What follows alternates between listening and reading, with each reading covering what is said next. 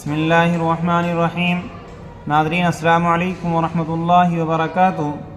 ناظرین، آج پھر آپ حضرات کے سامنے قاری حنیف صاحب رحمۃ اللہ علیہ کا بیان لے کر حاضر ہوئے ہیں، جس کا عنوان ہے حضرت ابراہیم علیہ السلام نے بتوں کو کیوں توڑا۔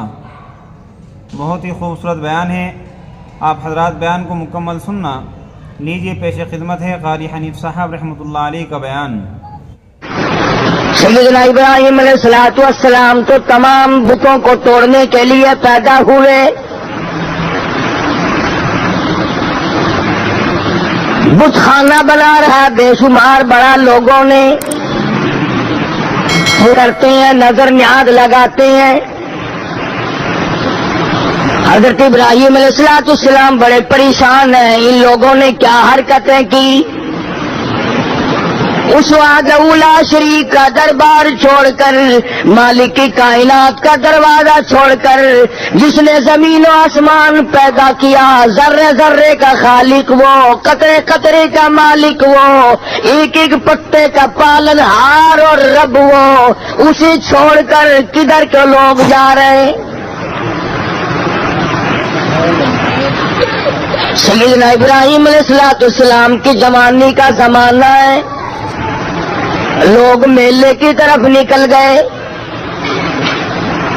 حضرت ابراہیم علیہ السلام کو موقع ملا بتوں میں جا گھسے کلاڑا لے کر، کسی کا ناک کاٹا، کسی کا کان کاٹا، کسی کا پیر کاٹا، کسی کا سر اڑا دیا۔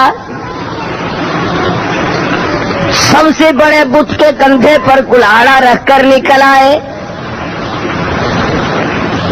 واپس آئی قوم، بتوں کا برا حال ہے۔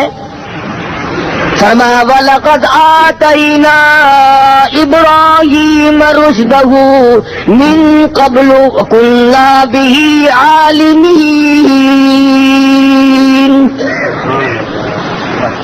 ہم نے ابراہیم علیہ السلام کو ہدایت عطا کی تھی، رشد عطا کی تھی، صراط مستقیم ان کو سمجھایا اور سجھایا تھا۔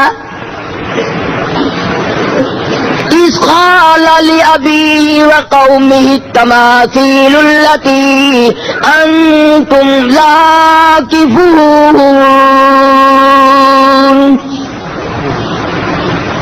بڑے بڑے بت بنایا کرتے تھے، بڑے بڑے چیکنے، بڑے بڑے اعلیٰ درجے کے خوبصورت تراش تراش کر، چھیل کر کے بت بنا کر خدا کا نام دیا کرتے تھے۔ بڑا عجیب زمانہ ہے۔ ابراہیم علیہ السلام کے زمانے کے لوگ اگر پتھروں کی تلاش کر خدا بنائیں تو کافر، آج مسلمان اعلیٰ درجے کی قبر بنا کر سجدے کیا کرے، طواف کیا کرے، رات دن چاٹا کرے، اسلام میں کوئی فرق نہیں آتا۔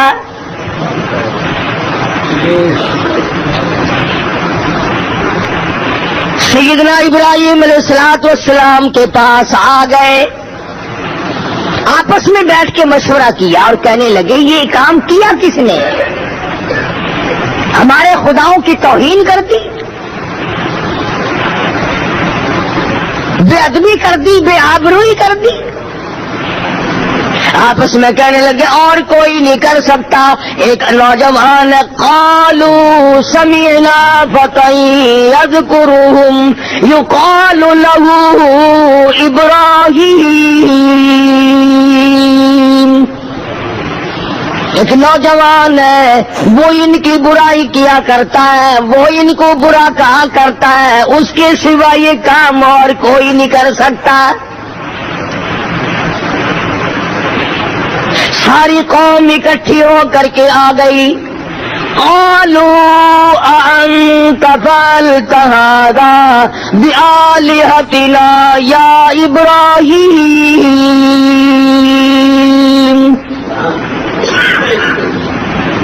اے ابراہیم علیہ السلام، کیا ہمارے خداؤں کے ساتھ، کیا ہمارے معبودوں کے ساتھ تو نے یہ حرکت کی ہے؟ قرآن کریم ہے، کوئی قصے کہانیوں کی کتاب نہیں۔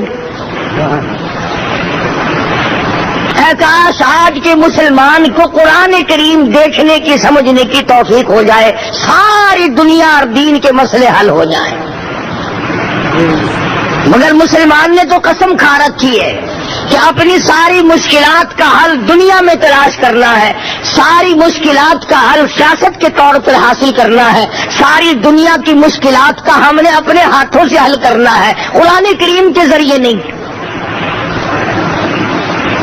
دنیا کے لوگوں آؤ اللہ کے قرآن کو پڑھو۔ صحابہ کرام رضوان اللہ تعالی علیہ مجمعین کی جماعت نے کابل سے لے کر طرابلس تک سارا افریقہ، جنوبی ایشیا، مشرق بعید، مشرق قریب، مشرق وسطی اور بر صغیر، تمام کے تمام اقوام عالم سے خداوند کریم کی توحید کا لوہا منوایا تھا۔ توپیں ان کے پاس نہ تھی، ایٹم بم نہ تھا، ہائیڈروجن بم نہ تھا، دفتر بند گاڑیاں نہ تھی، طیارہ شکن توپیں اور ٹینک نہ تھے، خدا کا قرآن تھا، پوری دنیا پہ چھا گئے۔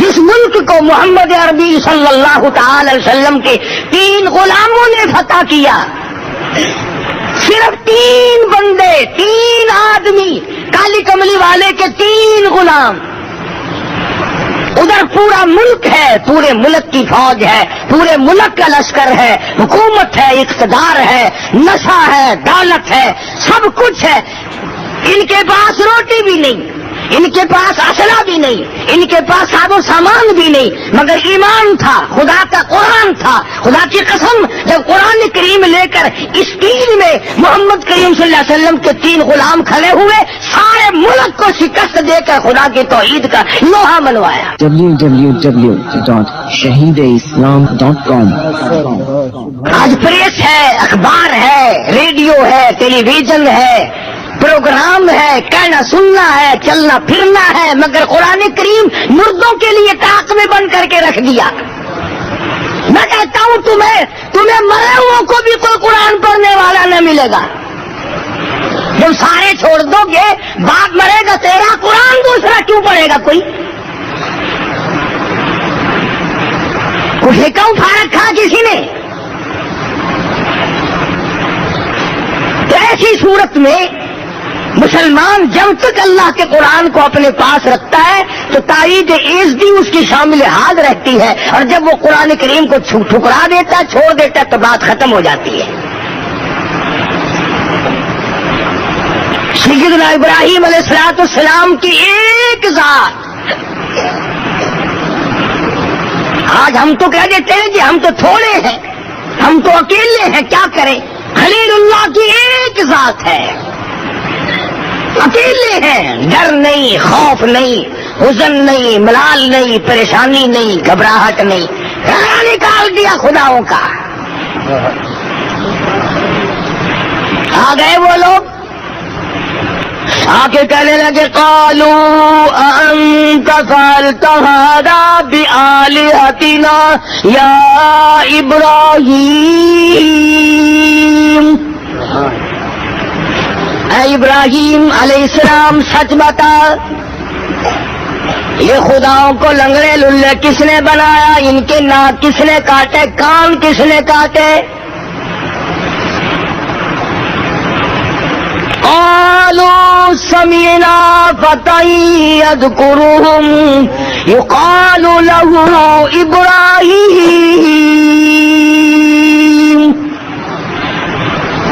یہی ایک نوجوان ہے جس کا عقیدہ دوسرا معلوم ہوتا ہے، جس کا نظریہ دوسرا معلوم ہوتا ہے، جس کے حالات کچھ الگ تھلگ معلوم ہوتے ہیں، یہی وہ ہو سکتا ہے۔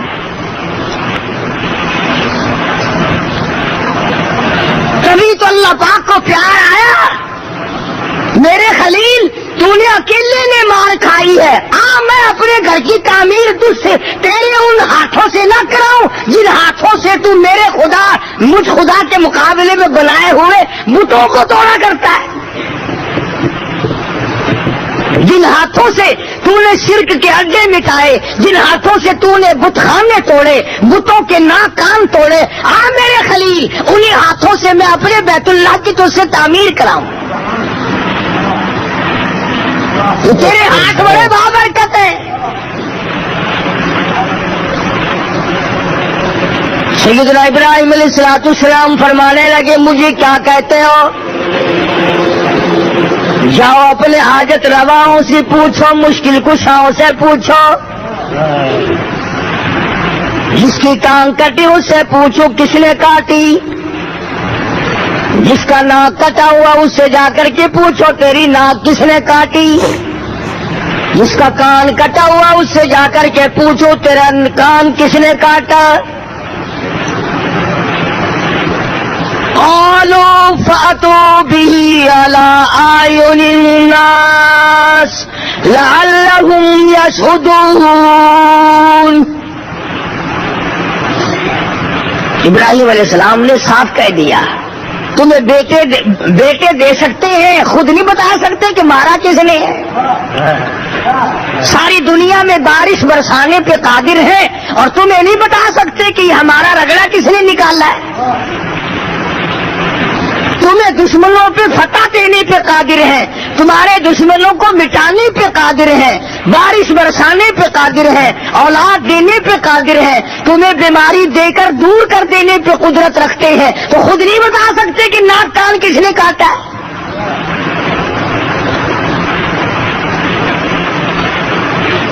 کہنے لگے ابراہیم کیسی باتیں کرتا ہے،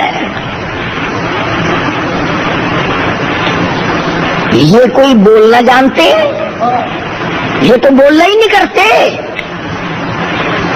لگا کہ یہ آئے کہاں سے ہیں کہ ہم نے بنائے، سینیوں سے ہتھیاروں سے کھول کر تراش کر ہم نے بنائے۔ فرمایا ظالموں جن کو تم بناؤ، چھینیوں اور لوہوں سے تراش کر چھین کر جن کو تم بناؤ، جن کو تمہارے ہاتھوں نے بنایا ہو وہ تمہارے خدا ہو سکتے ہیں؟ اور سمجھو اگر اس زمانے کے پتھروں کے بنے ہوئے خدا، ہاتھوں کے بنائے ہوئے خدا مشکل کشا نہیں ہو سکتے، تو آج کا کوئی ولی جس کو اپنے ہاتھوں سے قبر میں دفن کیا ہو وہ مشکل کشا کیسے ہو سکتا ہے؟ کہنے لگے کہ یہ تو بولنا نہیں کرتے، یہ تو بولنا نہیں جانتے۔ حضرت ابراہیم علیہ السلام کو موقع مل گیا، قال افتعبدون من دون اللہ ما لا ينفعكم ولا يضركم۔ آؤ ادھر میری بات سنو، جو نفع نقصان کا مالک نہیں، جو اپنا نفع نقصان نہیں بتا سکتے، وہ تمہارے معبود کیسے بن سکتے ہیں؟ کب تمہاری حاجت روائی کریں گے، کب تمہاری مشکل کشائی کریں گے، کب بگڑیاں لوگوں کی بنائیں گے، اور کب وہ لوگوں کی مصیبتیں دور کرنے پہ قادر ہوں گے جب خود بتا نہیں سکتے کہ یہ کام کیا کس نے ہے۔ ابراہیم علیہ السلام نے ساروں کو اکٹھا کیا اور ساتھ لے جا کر بت خانے پہ کھڑا کر دیا اور فرمایا کلہاڑا اس کے کندھے پہ رکھا ہے، بڑا گرو گھنٹا لیے ہے، اس سے تو پوچھ لو، اس سے پوچھو کہ یہ کام کیے کس نے۔ ترجمہ کر رہا ہوں قرآن کریم کی آیتوں کا، تمہارا کیا بگڑتا ہے؟ تم تو کہہ دو کہ آج تو کھردری باتیں کر رہا تھا۔ کھردری باتیں میں نہیں کرتا، خدا کرتا ہے، اور کون نہیں کرتا۔ دنیا کا کوئی صدر دوسرا صدر ماننے کو تیار نہیں، تو خدا دوسرا خدا کیسے مان لے گا؟ تم تو اتنی غیرت مند، اپنی بیوی کی طرف کسی کو آنکھ اٹھا کے نہیں دیکھنے دیتے، اور اللہ تعالیٰ جس نے غیرت کو پیدا کیا ہے وہ نہیں چاہتا کہ بندہ میرا ہو جھکے کسی اور کے سامنے۔ کھلاؤں میں، پلاؤں میں، پہناؤں میں، بیوی میں دوں، بچے میں دوں، مشکل کشائی میں کروں، جوانی میں دوں، تندرستی میں دوں، آنکھ میں دوں، کان میں نے دیے، دل و دماغ میں نے دیا، دولت میں نے دی، مال میں نے دیا، اور جب آئی اطاعت کی باری، غلامی کی باری، بندگی کی باری، عبادت کی باری، اللہ فرماتے ہیں مجھے اتنا غضب اور غصہ زنا سے نہیں آتا، اتنا بڑا چوری سے نہیں آتا، ڈاکے سے نہیں آتا، جب تو میرے در کے سوا کسی دروازے پہ جب جا کے سر جھکاتا ہے، خدا فرماتے میری کبریائی جلال میں آتی ہے۔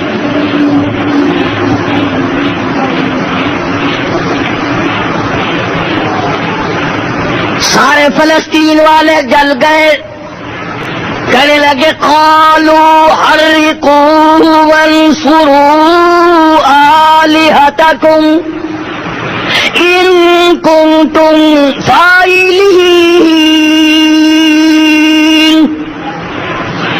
آؤ اپنے خداؤں کی امداد کرو، پکڑو اس ابراہیم علیہ السلام کو، جلاؤ اسے پکڑ کر، وانصروا آلہتکم، آؤ اپنے معبودوں کی امداد کرو، ان کی خدمت کرو، ان کا تعاون کرو، ان کی حمایت کرو، وانصروا آلہتکم ان کنتم فاعلین، اگر تم کچھ کرنے والے ہو، اگر کچھ کر سکتے ہو، آؤ پھر پکڑو ابراہیم علیہ السلام کو اور چیخا میں پھینکو۔ چنانچہ نمرود نے انتظام کیا لمبا چوڑا، ہزاروں نے لاکھوں من لکڑ اور ایندھن جمع کیا اور آگ سلگائی، دہک اٹھی، کولے بن گئے، شعلے بن گئے، پنگوڑے میں حضرت ابراہیم علیہ السلام کو بٹھا کر عین درمیان میں پھینکا ہے۔ قربان جاؤں ابراہیم علیہ السلام کے ضمیر پہ، عقیدے پہ، نظریے پہ، ایمان پہ پنگھوڑا تیار ہے۔ ابراہیم علیہ السلام کو بٹھا رہے ہیں پکڑ کر، فرشتہ سامنے آتا ہے، سلام کرتا ہے اور کہنے لگا او ابراہیم مجھے حکم دے، میں بارش پہ مامور ہوں، اللہ کے حکم سے بارش برساتا ہوں، میں بارش برسا کر ساری آگ کو، آتش کو، بھاپ کو بجھا دوں۔ حضرت ابراہیم علیہ السلام فرماتے ہیں او فرشتے کیا میری اس حالت کا میرے رب کو پتا ہے؟ جو حالت میری اس وقت بن رہی ہے میرے رب کو اس کا علم ہے، پتا ہے؟ فرشتے نے کہا ہاں پتا ہے۔ اللہ کے نبی نے جواب دے دیا بیچ میں سے ہٹ جا، پھر رب جلیل جانے اور اس کا بندہ خلیل جانے، جو وہ چاہے گا میں تو اس پہ راضی ہوں جو میرے رب کو منظور ہو۔ ہوا پہ جو فرشتہ مامور تھا وہ آیا تو میں ہوا ایسی چلاؤں یہ ساری آگ ہوا میں اڑ جائے گی؟ فرمایا نہیں، کیوں؟ جس طرح میرے رب کو منظور ہوگا وہی ہوگا۔ چنانچہ حضرت ابراہیم علیہ السلام کو چیخا میں پھینک دیا گیا۔ اللہ تبارک و تعالیٰ کی تو آگ بھی مخلوق ہے، ارے آگ ٹھنڈی ہو گئی، اللہ کے حکم سے آگ تو سرد پڑ گئی۔ اللہ کے قرآن میں اللہ کے ہزاروں حکم سن کر آپ آج تک ٹھنڈے نہیں پڑے۔ آگ کو شرم آئی جس کا مادہ ہی جلانا ہے کہ اللہ کے حکم کے سامنے میں اپنی جلانے والی طاقت کو کیسے بحال رکھوں؟ خدا کا حکم آیا ہے۔ آگ نے اپنی عادت والا کام چھوڑ دیا، جلانا چھوڑ دیا، ساڑنا چھوڑ دیا، ٹھنڈی ہو گئی، سلامتی کے ساتھ ٹھنڈی ہو گئی، ابراہیم علیہ السلام کے لیے گلزار بن گئی، باغ و بہار بن گئی۔ اللہ کے حکم کے سامنے آگ بدل گئی، ہم نہ بدلے۔ جو ہماری عادتیں بنی ہوئی ہیں ہم نے نہیں بدلنا، قرآن کے سامنے نہیں جھکنا، اللہ کے حکم کے سامنے نہیں اپنے آپ کو بدلنا۔ سیدنا ابراہیم علیہ السلام کی چیخا کے درمیان میں پڑے، آواز آتی ہے قل لا یا رکونی بردا وسلاما علی ابراہیم، اے آگ ٹھنڈی ہو جا، کے ساتھ میرے خلیل کے ساتھ ٹھنڈی ہو جا، تکلیف نہ ہو، اتنی ٹھنڈی بھی نہ بننا جس سے میرے خلیل اللہ کو تکلیف پہنچے۔ آگ گلزار بن گئی۔ سیدنا ابراہیم علیہ السلام مستری کا کام کرتے ہیں اور بیٹا ذبیح اللہ اسماعیل علیہ السلام مزدوری کا کام کرتے ہیں۔ بن رہا ہے بیت اللہ، بنا رہا ہے خلیل اللہ اور گارا اور اینٹ پکڑا رہا ہے ذبیح اللہ. مستری بھی نبی, مزدوری کا کام کرنے والا بھی نبی. اللہ پاک کا گھر مکمل کر دیا. فرمایا ان اول بیت وضع للناس للذی ببکۃ مبارکا وہدی للعالمین. قرۂ ارض پہ سب سے پہلا گھر اللہ پاک جل شانہ نے سب سے پہلے اپنا گھر بنوایا. اور جب اس گھر کی تعمیر مکمل ہو گئی تو حضرت ابراہیم علیہ السلام نے اپنا خاندان بلایا. اسماعیل علیہ السلام کو بلایا, حضرت مائی ہاجرہ کو بلایا, حضرت مائی سارہ کو بلایا اور بلا کر دعا مانگی ہے. دعا مانگی ہے الہ العالمین. دعا ابراہیم علیہ السلام کی آمین ہے, حضرت اسماعیل علیہ السلام کی, حضرت ہاجرہ کی آمین ہے, حضرت مائی سارہ کی آمین آمین ہے. ابراہیم علیہ السلام نے دعا مانگی الہی جو اس کی طرف منہ کر کے عبادت کرے, جو اس کی زیارت کو آئے, جو اس گھر کا طواف کرے, بوڑھے آدمی, بڑی عمر کا آدمی جو بھی حج کرنے آئے طواف کرے, الہ العالمین میں پیشگی دعا کرتا ہوں اس کے سارے گناہوں کو معاف فرما. حاجی حج کرنے آج چلا ہے, 2000 لاکھوں برس پہلے ہو گئی. فرمایا بڑی عمر کا جو بھی آئے, طواف کے ارادے سے آئے, زیارت کے ارادے سے آئے, حرم محترم میں آئے, حج کا پروگرام بنا کر آئے, میں خلیل اللہ دعا کرتا ہوں الہی اس کے گناہوں کو معاف فرما. سارے خاندان نے آمین کہی. پھر حضرت اسماعیل علیہ السلام کو حکم دیا حضرت ابراہیم علیہ السلام نے کہ تم بھی دعا مانگو. حضرت اسماعیل علیہ السلام نے دعا مانگی الہی جو بھی اس گھر کی طرف منہ کر کے نماز ادا کرے, اس گھر کا طواف کرنے آئے, اس گھر کی زیارت کرے, اس کا احترام کرے, یا اللہ جو جوان آئے, جوان عمر کا آدمی جو بھی آئے, میں پیشگی دعا کرتا ہوں اس کے سارے گناہوں کو معاف فرما دے. دونوں باپ بیٹوں پیغمبروں نے, نبیوں نے دعا کر دی. حضرت ہاجرہ کو حکم دیا حضرت ابراہیم علیہ السلام نے تو تم بھی دعا کرو. حضرت ہاجرہ نے جھولی پھیلا دی الہی جوان عمر کی جو عورت اس گھر کی زیارت کے لیے آئے, طواف کے لیے آئے, احترام کے لیے آئے, اس کے سارے گناہوں کو معاف فرما.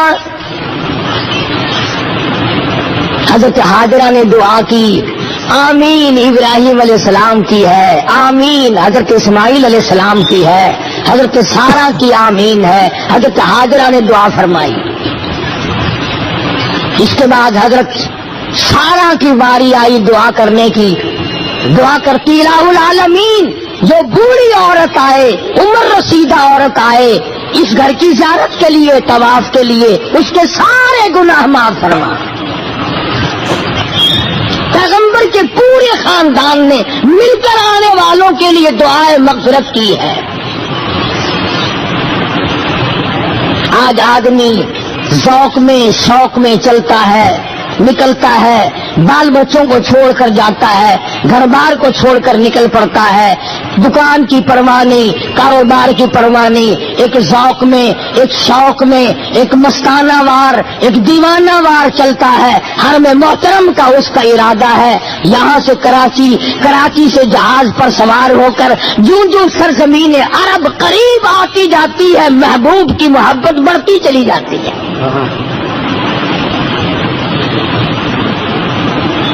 चुराचे किसी मुल्क में जाओ, आदमी परेशान होता है, अमेरिका में आया हूँ, कहाँ जाऊंगा, किधर को जाऊंगा।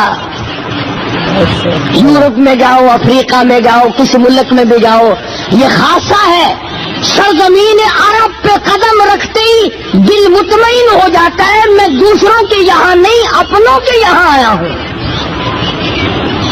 और उधर दिल में ये बात आती है, ऐसा मालूम होता है कि खुदाबंद करीम आवाज दे रहे हैं, घबरा ना, आजा, ये बैतुल्लाह भी मेरा, तू भी मेरा, ये जमीन भी मेरी, ये आसमान भी मेरा, घबराता क्यों है, और तेरा मेजबान मैं हूं, इधर आ। फरमा दिया मेरे दरबार में आने के लिए कुछ शर्तें बनाओ, खबरदार अगर कोई जीनत वाला कपड़ा पहन कर आया, बादशाह तख्तो ताज उतार के आओ, सुर्ख याकूतों सब्ज याकूतों वाले ताज, सोने की लड़ियों वाले ताज, चांदी और हीरे के लगे हुए ताज उतार के आ, मेरा डर हो तेरा सर हो, नंगा सर करके ला, खबरदार सर पे कुछ नहीं। बादशाह नंगे सर आओ, वजीरों नंगे सर आओ, गवर्नरों नंगे सर आओ, जिम्मेदारों सरमायादारों, बड़े बड़े हुस्न जमाल के पैकरों मर्दों, तमाम के तमाम नंगे सर आओ।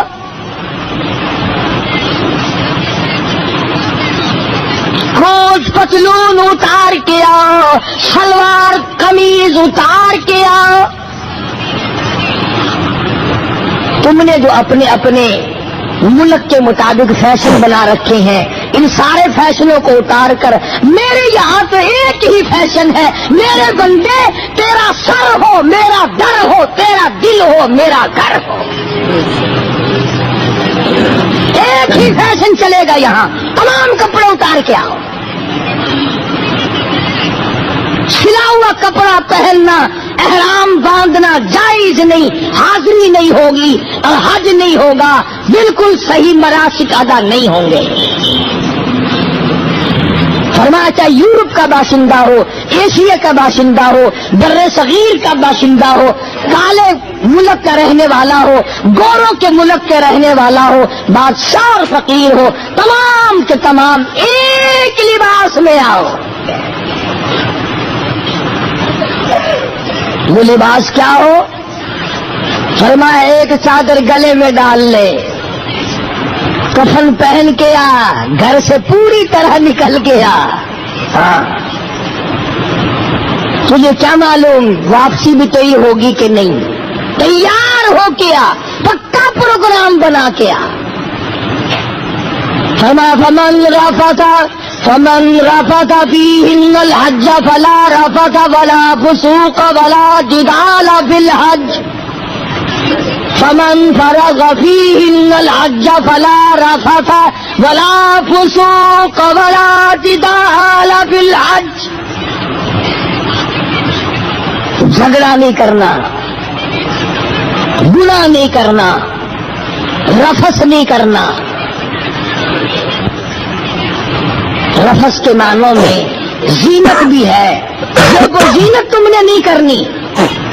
खुशबू लगाकर मेरे दरबार में मत आओ, ये जेंटलमैन अपने घर चलाओ।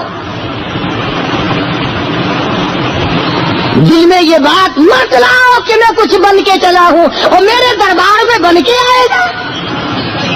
मिट के आ, बंदगी करता हुआ आ, सर झुकाता हुआ आ, मुझे अपना खुदा और माबूद और कारसाज मानता हुआ आ। फरमाया सलवार कमीज नहीं चलेगी, कोट पतलून नहीं चलेगा, तमाम कपड़े उतार के आओ। एक कपड़ा अपनी तहमत की जगह लपेट ले ताकि तेरी शर्मगाह छुप जाए, और एक कपड़ा गले में डाल ले और कंधा फिर भी नंगा रख ताकि تاکہ کوئی یہ نہ کہے کہ اللہ کے دربار میں بھی کپڑے پہن کے چلا ہے۔ اسی کو کہتا کہ کوئی علم بادشاہ ہے، کوئی ہے علم فقیر، سب نظر آتے ہیں تیری دام الفت کے اسیر۔ بڑا ہو چھوٹا ہو، امیر ہو غریب ہو، کالا ہو گورا، بادشاہ فقیر ہو، کوئی بھی ہو اللہ کے دربار میں یکساں۔ بندہ تو بندہ ہے نا۔ اللہ پاک آپ سب کو بیت اللہ شریف کی زیارت نصیب فرمائے۔ حرم محترم میں جب نماز ہوتی ہے عجب انداز ہوتا ہے، ساری کائنات سر سے ننگی کھڑی ہے، کفن میں لپٹے کھڑے ہیں، اپنے مولا کے دربار میں حاضر ہیں۔ اور عجب دربار ہے، حرم محترم میں قدم رکھتے ہی پسینے چھوٹ جاتے ہیں، شرابور ہو جاتا ہے پسینوں میں، اور آدمی کا ضمیر خود ملامت کرتا ہے، اور میرے مالک میں اتنا بڑا روسیا اور یہ تیرا دربار، کہاں میری بدامالی، کہاں میری روسیاہی، کہاں میرے ترتیب، اور کہاں تیرا یہ بابرکت دربار۔ شرم آتی ہے، پسینوں میں آدمی خود بخود ڈوب جاتا ہے۔ حرم محترم کے اندر جاتا ہے، بیت اللہ پہ نگاہ پڑتی ہے، نظر پڑتی ہے، پیار آتا ہے، محبت آتی ہے، دل میں ولولہ پیدا ہوتا ہے کہ جذبہ پیدا ہوتا ہے۔ آگے بڑھ کر حدیث پاک میں آتا ہے، فرمایا مدنی کریم صلی اللہ علیہ وسلم نے جس نے حجر اسود کو بوسہ دیا، اللہ پاک یوں فرماتے ہیں، حدیث قدسی ہے کہ اس نے میرے دائیں ہاتھ کو بوسہ دے دیا۔ خداوند عالم فرماتے ہیں کہ میں یہ سمجھتا ہوں اس نے میرے دائیں ہاتھ کو بوسہ دے دیا، اور فرمایا کہ بیت اللہ کا غلاف پکڑ کر جس نے دعا مانگی، میں یہ سمجھتا ہوں کہ میرا دامن پکڑ کے سب کچھ مانگ لیا، اور جس نے مقام ملتزم پہ لپٹ کر مجھ سے مانگا، میں سمجھتا ہوں میری چوکھٹ پہ لپٹ کر، میری دہلیز پہ پڑھ کر مجھ سے سب کچھ مانگ لیا۔ طواف کرتا ہے، آواز لگاتا لبیک اللہم لبیک لا شریک لک لبیک، الہی میں حاضر ہوں، الہی میں حاضر ہو گیا ہوں، تیرے دربار میں میری حاضری قبول فرما، تیرے دربار میں میری حاضری منظور فرما، میں آیا ہوں تیرے دربار میں سر مارنے کے لیے، تیرے دروازے پہ غلامی کرنے کے لیے میں آیا ہوں۔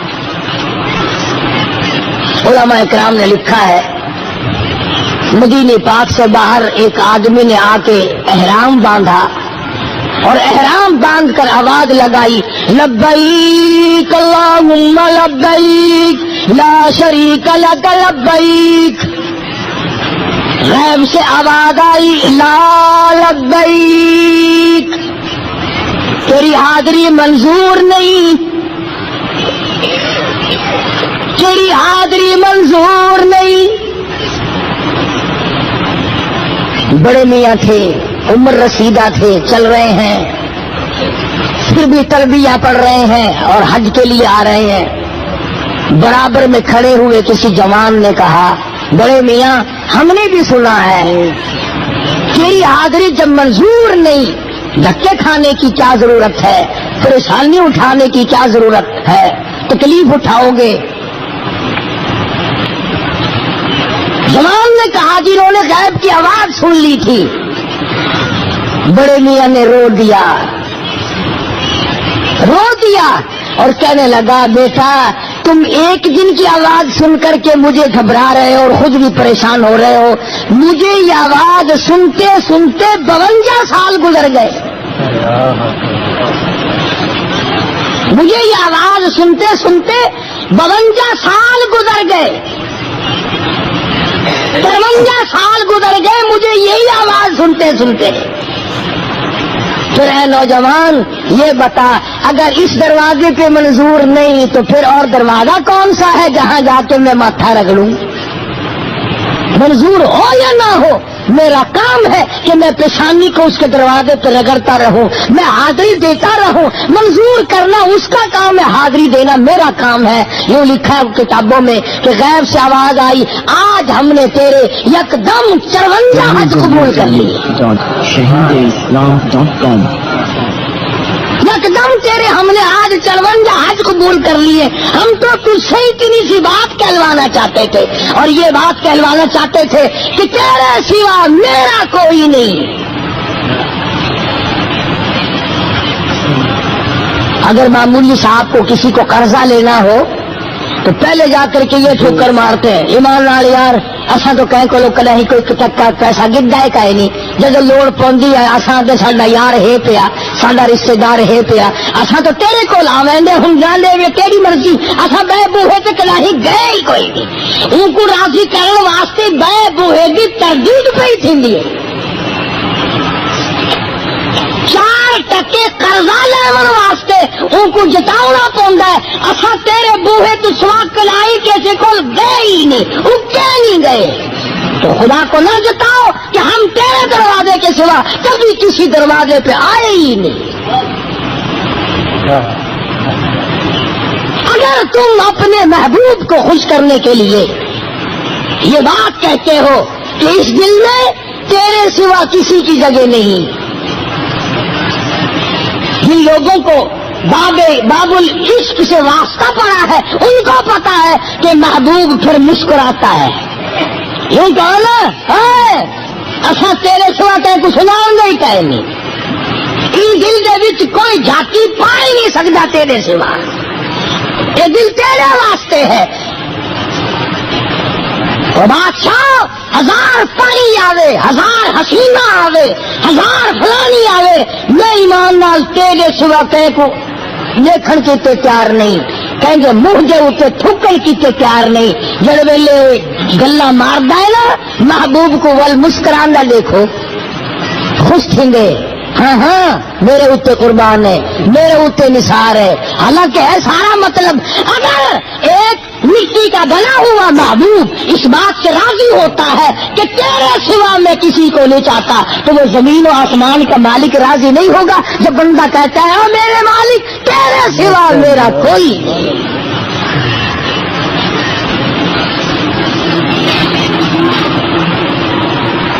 بلکہ میں یہ کہوں گا کہ حج تو ہے ہی تعلیم اس بات کی کہ در میرا ہو، سر تیرا ہو، دل تیرا ہو، گھر میرا ہو۔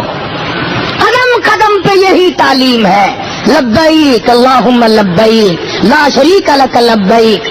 تمام کے تمام حاجیوں کو یہی تلبیہ پڑھنا پڑتا ہے۔ یہاں دور سے ہی زمزم کی پہاڑی سے، ابھی دور ہے سرزمین عرب، پہلے سے احرام باندھو، تیار ہو جاؤ، دیوانے بن جاؤ، مستانے بن جاؤ، چھوڑو بادشاہت، چھوڑو اپنی تمنگری، چھوڑو اپنی زیب و زینت، آؤ دیوانے بنو۔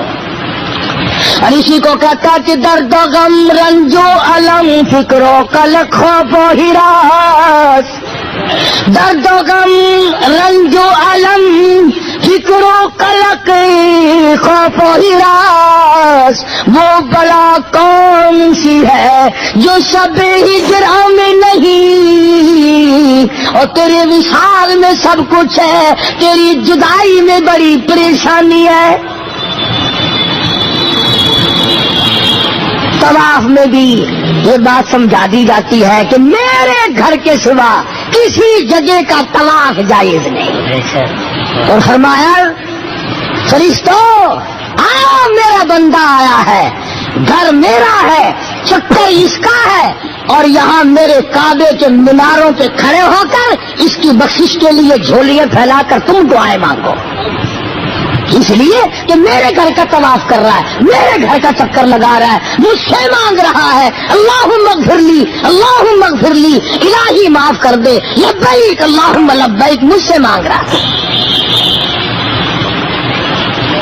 گزرتا گزرتا رکن یمانی کو ہاتھ لگا کر گزر جانے کا حکم ہے، آواز آتی ہے فرشتوں میرے بندے نے میرے گھر کے کونے کو ہاتھ لگایا، آؤ 40 فرشتے یکدم آ کر میرے بندے سے مسافہ کرو۔ کیوں؟ یہ میرے گھر کے سوا کسی جگہ کو بابرکت جگہ نہیں جانتا، کسی درخت کو بیت اللہ کے مقابلے میں نہیں مانتا، کسی گھر کو کعبے کے مقابلے میں نہیں مانتا، کسی قبر کو نعوذ باللہ کعبۃ اللہ کے مقابلے میں نہیں لاتا۔ یہ فرمایا حاجی جب طواف کرے دعا مانگے فرشتوں آمین کہتے جاؤ، 7 چکر لگاؤ میرے بندوں کے، آؤ یہ میرے مہمان ہیں۔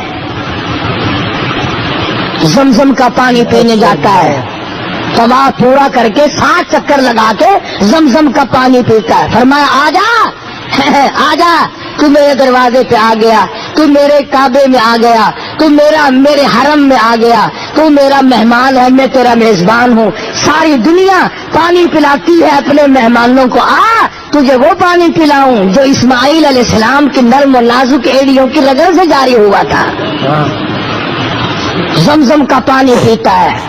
حاجیوں سے پوچھو، تھکا ہوا جاتا ہے، نیند کا مارا ہوا جاتا ہے، گھبرایا ہوا جاتا ہے، طواف کیا، طواف زیارت کیا، پہلا طواف کیا اور زمزم پیا اور تمام تھکن پتہ نہیں کہاں غائب ہو جاتی ہے۔ جیسے تم جس کے یہاں مہمان جاتے ہو 7 اپ کی بوتل پی کر ڈکار لے کر چھت کی طرف دیکھتے ہو، نہیں تو وہاں زمزم کا پانی پی کر پھر کعبے کی طرف آدمی دیکھتا ہے۔ اس کے بعد فرمایا آجا آجا، ابھی فارغ نہیں ہوا، طواف تو نے کر لیا، میرے گھر کا تو نے چکر لگا لیا، بخشش کی دعائیں مانگ لی، رو لیا، دھو لیا، اور میں نے تجھے پانی چھاڑی بھی پلا دیا۔ چائے وائے ہوتی ہے نا ہمارے یہاں، فرمایا میں نے تجھے پانی چھاڑی پلا دیا، زمزم پلایا۔ اس کعبے کے بنانے والے نے، حضرت ابراہیم نے جہاں کھڑے ہو کر 2 رکعت نماز ادا کی تھی، تو بھی وہاں کھڑا ہو کر نماز ادا کر، مقام ابراہیم پہ نفل پڑھ۔ چنانچہ اب نفل پڑھتا ہے، اس کے بعد دعا مانگتا ہے، اللہ پاک خوش ہوتے ہیں اور مجھ کو نوازتے ہیں۔ تبھی تو فرمایا کہ حاجی توبہ کرے، عادت بدلے، میرے قانون کو اپنائے، تو خداوند کریم نے فرمایا کہ یہاں سے ایسا واپس جاتا ہے جیسے ماں کے پیٹ سے آج پیدا ہوا۔ جب سلا ہوا کپڑا جائز نہیں، خوشبو لگانا جائز نہیں، اپنی بیوی کی طرف احرام باندھے ہوئے دیکھ شہوت کی نگاہ سے دیکھنا جائز نہیں، ہاتھ لگانا جائز نہیں۔ کیوں کہ جس کا دیوانہ بن کر آیا، جس کا مستانہ بن کر آیا، وہاں تو یہ ساری چیزیں ہے ہی نہیں، ساری چیزیں نہیں ہیں۔ اللہ پاک نے فرمایا جب میرے دروازے پہ آیا، میرا بن کر آیا، تو جب تک احرام تیرا بندھا ہوا ہے نا، میرے والی عادت اپنا، میری بھی بیوی نہیں، تو بھی سمجھ لے تیری بھی نہیں، میں بھی کپڑے نہیں پہنتا، تو بھی سمجھ لے کہ میں نے بھی نہیں پہننے، میں بھی خوشبو نہیں لگاتا، تو بھی نہ لگا۔ جب تک احرام بندھا ہوا ہے اس وقت تک تو میرے والے افعال بنا۔ مولانا خلیل احمد صاحب سہارنپوری سبقت رحمت اللہ علیہ جب بیت اللہ شریف میں داخل ہوئے تو یہ لکھا کتابوں میں کہ ابدالوں کی جماعت بیٹھی تھی۔ مطاف کہتے ہیں طواف کی جگہ کو، بیت اللہ کے چاروں طرف جو چکر لگانے کی جگہ بنی ہوئی ہے اسے مطاف کہتے ہیں۔ وہاں ابدالوں کی جماعت بیٹھی تھی، پچھلی رات تھی۔ مولانا خلیل احمد سہارنپوری رحمت اللہ علیہ نے جب قدم رکھا، ابدال چونک اٹھے اور فرماتے ہیں کہ سارا حرم نور سے جگمگا اٹھا، سارا حرم نور سے جگمگا اٹھا۔ اور جب ابدالوں کی نظر پڑی تو فرمایا یہی وہ مولانا خلیل احمد ہے جس کی وجہ سے بیت اللہ میں نور بڑھ گیا۔ اور جب طواف کرنے لگے تو یوں فرمایا کہاں میں اور کہاں نکہات گل، کہاں میں کہاں تیرا دربار، میں تیرا بندہ تو میرا شہنشاہ، میں تیرے دروازے پہ بھیک مانگنے والا فقیر، تو میرا داتا اور سب کچھ دینے پہ قادر۔ فرمایا کہاں میں